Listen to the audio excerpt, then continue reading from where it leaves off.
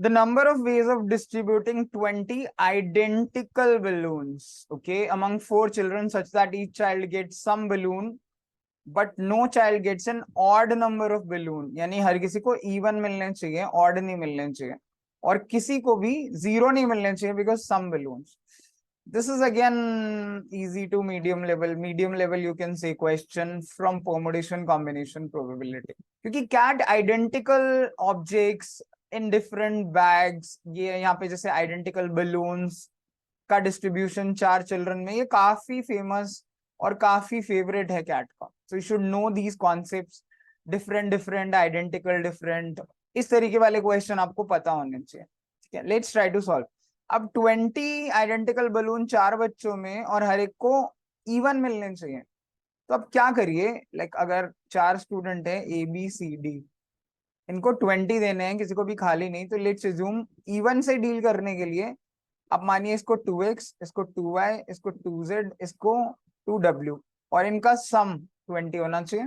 अब अगर मैं ये 2 कॉमन लेके कैंसिल करूं तो x plus Y plus Z plus W is equal to 10 हो जाएगा. अब एक चीज और ध्यान रखनी थी कि each child gets some balloon, यानी हर एक को कुछ ना कुछ मिलना चाहिए. ठीक है, तो ये वही क्वेश्चन है जिसमें हम ये बोलते हैं कि x plus Y plus Z plus W 10 है, इसके आप नॉन नेगेटिव नहीं, पॉजिटिव इंटीग्रल सॉल्यूशंस निकालिए. Positive integral solutions. तो ये क्वेश्चन जिसने किया उसको पता है, क्योंकि एक्स वाई जेड 0 0 तो हो नहीं सकता. तो हम इसमें पहले क्या करते हैं, 1 1 1 चारों को दे देते हैं, ताकि कम से कम हर एक के पास एक एक एक एक रहे, और वो एक एक यहाँ पे 2 से मल्टीप्लाई होगा तो उसे इवन बना ही देगा. तो what we are left with, इस 10 में से हम चारों को एक एक दे देते हैं. फिर हमारे पास बचते हैं x plus Y plus Z plus W is equal to 6. बस अब हमें इसको सॉल्व करना होता है, और इसके हम नॉन नेगेटिव इंटीग्रल सॉल्यूशंस निकालते हैं. और वो कैसे निकालते हैं हमें पता है. ये 6 जो है, ये तो बलून है, ये आइडेंटिकल होते हैं, तो इसको हम ऐसे बनाते हैं 1 2 3 4 5 6, ये आइडेंटिकल हो गए.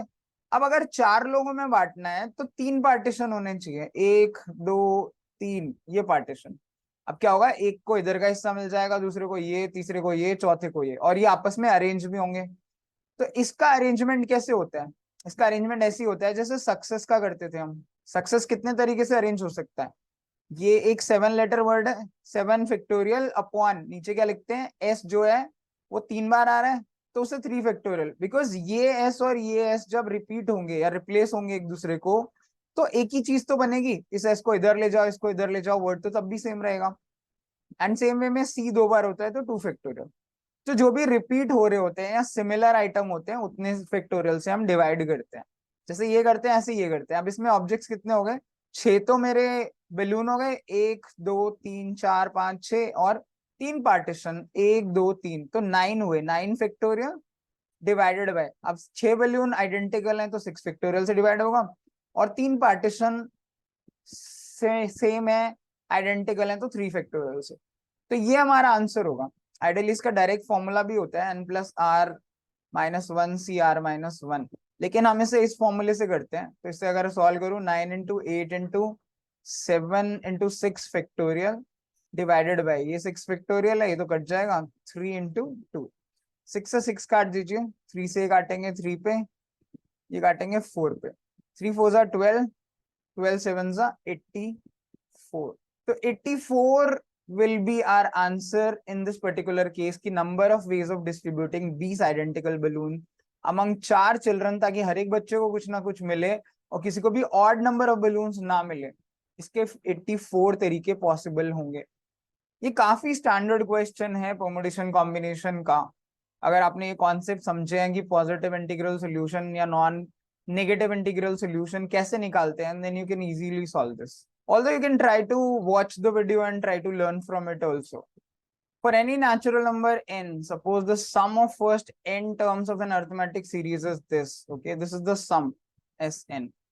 If the nth term of the progression is divided by 9, then the smallest possible value of n.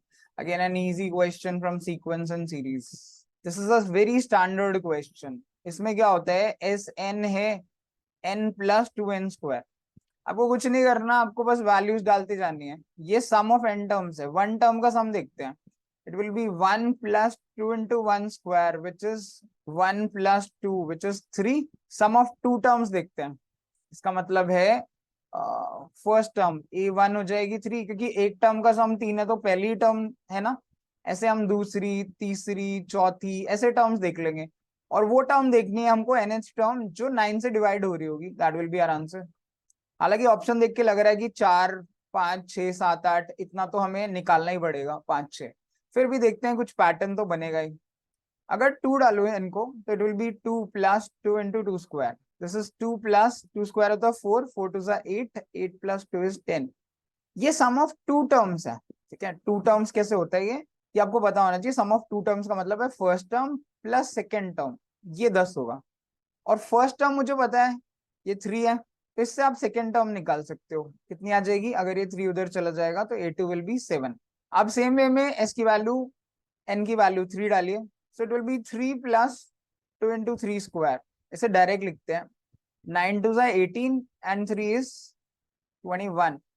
अब पहले दो का सम 10 था, तो तीसरी टर्म अगर आप इसमें से 10 माइनस करोगे तो 11 होगी। सेम वे में आप S4 डाल सकते हो, उससे आपको पहली 3 टर्म्स का सम पता है 21, उससे अगले आ जाएगी। अगर आपको चाहिए तो एक बार मैं और डाल के दिखा देता हूँ। एन की वैल्यू 4 डालिए, 4 + 2 × 4²। 4² होता है 16 × 2 = 32, 32 एंड 4 इज 36। अब 4 टर्म्स का सम 36 है, पहली 3 तो 21 है, तो जो बच गई चौथी टर्म वो ही 15। अब ध्यान से देखिए हो क्या रहा है, इट्स एन एपी जिसका कॉमन डिफरेंस है 4। 3 में 4 ऐड करिए 7, 7 में 4 ऐड करिए 11, 4 ऐड करिए 15। सो अगली टर्म आएगी 19, अगली आएगी 23, अगली आएगी 27। दैट्स आवर टर्म, क्योंकि ये 9 से डिवाइड हो रही है। सो ये फिफ्थ टर्म है, ये सिक्स्थ टर्म है, ये सेवंथ टर्म है। हमारा आंसर होगा 7, बिकॉज nth टर्म यानी सेवंथ टर्म 27 आएगी जो 9 से डिविजिबल होगी। That's the smallest possible value of n. So it's a very standard question of sequence and series. बस आप n की वैल्यूज डालते जाइए 1, 2, 3, 4 करके, उससे टर्म्स देखते जाइए, उससे एक सीरीज बनेगी एपीजीपी, उससे आप टर्म्स निकाल सकते हो। वरना तब तक करते रहिए जब तक ऐसी टर्म ना आ जाए जो 9 से डिवाइड ना हो जाए। It's a very simple question.